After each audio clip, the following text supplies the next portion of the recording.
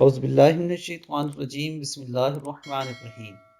السلام علیکم ورحمۃ اللہ وبرکاتہ۔ رسول اللہ صلی اللہ علیہ وآلہ وسلم کے قلب اطہر میں امت کا غم۔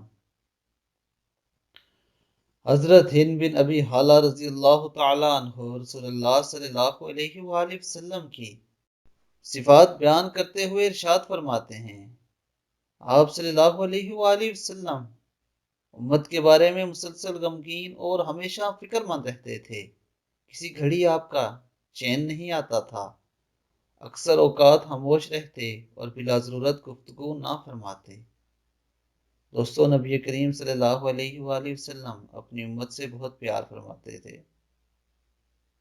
اور دوستو قیامت کے دن اللہ کے نبی اپنی امت کے لیے اللہ تعالیٰ سے خاص طور پر سفارش کریں گے، اور ان کی سفارش کے باعث نبی کریم صلی اللہ علیہ وآلہ وسلم کی اس امت کے ساتھ اللہ تعالیٰ خاص کرم نوازی فرمائیں گے۔ اللہ تعالیٰ ہمیں نبی کریم صلی اللہ علیہ وآلہ وسلم کے عشق میں اپنا تن من دھن ہر چیز قربان کرنے کی توفیق عطا فرمائے۔ السلام علیکم ورحمۃ اللہ وبرکاتہ۔